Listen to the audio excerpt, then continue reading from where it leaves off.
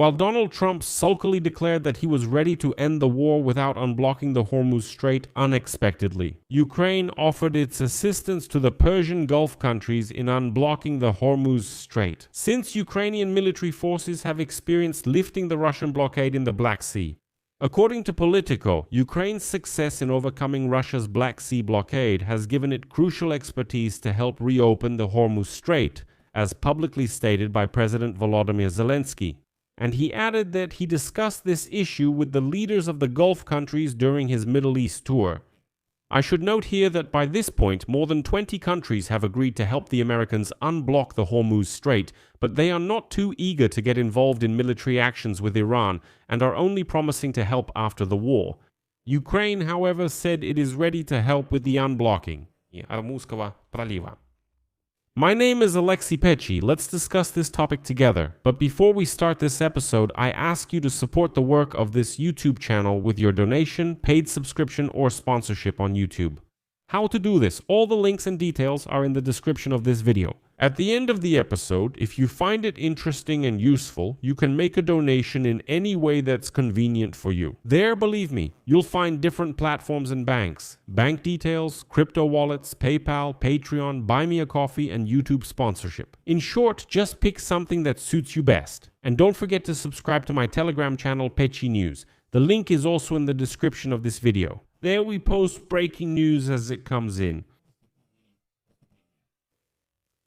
So, Ukraine has offered the leaders of the Persian Gulf countries help in unblocking the Strait of Hormuz, since the US seems ready to leave. Ukraine has solved this problem. Next, I'll quote Volodymyr Zelenskyy. "We raise this issue because it is painful and urgent, as we all can see, for the whole world. There is an energy crisis. They know they can rely on our experience in this field, and we discussed this in detail. We shared our experience with the Black Sea corridor and how it works. They understand that our armed forces have been very effective in unblocking the Black Sea. And during his recent trip to the Middle East, where Ukraine signed several long-term defense agreements, Zelenskyy made it clear that he doesn't just want to sell Ukrainian weapons. Instead, Kyiv is promoting its deep expertise in defense as something that would be very useful. In the Strait of Hormuz, a key passage for 1/5 of the world's oil and liquefied natural gas supplies that Iran is blocking, President Donald Trump is demanding that Iran reopen the Strait of Hormuz. He also insists that allies help, even though he regularly criticizes those very allies and mocks their armed forces, but still demands their assistance.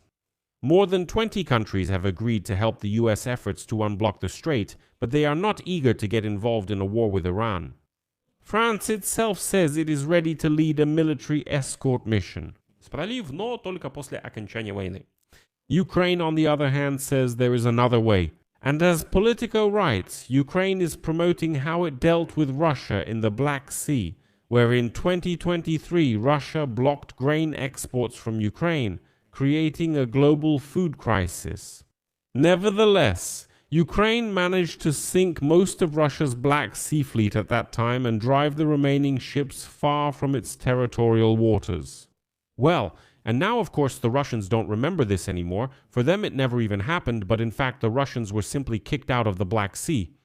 Although 3 Ukrainian ports in the Odessa region are still subjected to Russian missile and drone strikes, they are visited by about 200 cargo ships per month. In fact, Ukraine has managed to create a comprehensive system to protect cargo ships from possible threats on the sea route from Romanian territorial waters to the Odessa region. This is the very corridor. Essentially, the protection system includes defense against airstrikes, protection against sea mines, and joint operations of coastal artillery, air force, and other units. The decisive factor was, of course, the naval drones used against the Russian fleet. But let's recall how Ukraine managed to break through Russia's blockade in the Black Sea.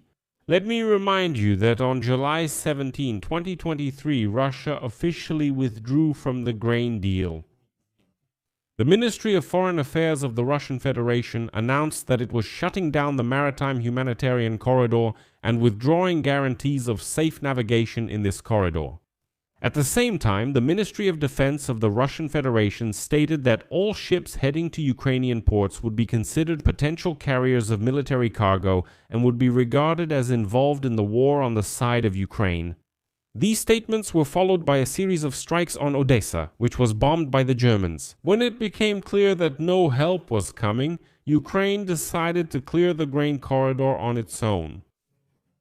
On July 20, that is 3 days later, in 2023, Ukraine issued a reciprocal statement. All vessels heading to the seaports of the Russian Federation and ports in the occupied territories of Ukraine will be considered as carriers of military cargo, with all the resulting consequences. That is, Ukraine directly stated that two can play at that game. The Russians were confident that they were in a more advantageous position. But as early as August 4, 2023, in the waters of Novorossiysk, the large landing ship Olenegorsky Gornyak was damaged. Everyone remembers it. This was followed by strikes on the Minsk landing ship and the submarine Rostov-na-Donu at the ship repair plant in Sevastopol. Hits also targeted the command post of the Black Sea Fleet and the headquarters itself. After that, one after another, Ukraine carried out strikes on Russian naval facilities. Where missiles couldn't reach, Ukrainian sea drones and unmanned boats did. As a result, as you all remember, the consistent and methodical Ukrainian strikes forced the Black Sea Fleet of the Russian Federation to gradually relocate from Crimea to Novorossiysk.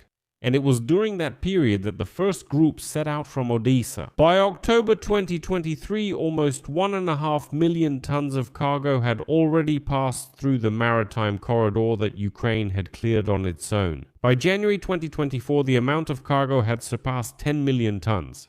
That is, Ukraine physically eliminated the threat, and the Russians simply forgot that they had threatened to bomb all ships heading to Ukraine. And at that time, Russia urgently requested to return to the grain deal. Let me remind you that the Russians were begging, saying, let's return to the grain deal. Like, why? Why not? Ukraine told the Russians to get lost back then, and Russian ships disappeared from the Black Sea.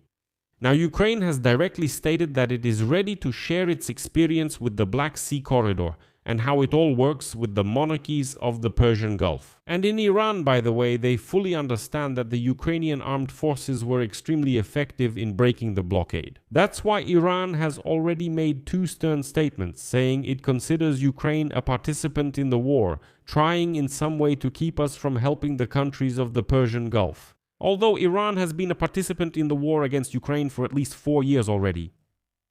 I ask you to support the work of this YouTube channel with your donation, paid subscription, or sponsorship on YouTube. How to do this? All the links and details are in the description of this video, and subscribe to my channel. The link to the Peachy News Telegram channel is also in this video's description.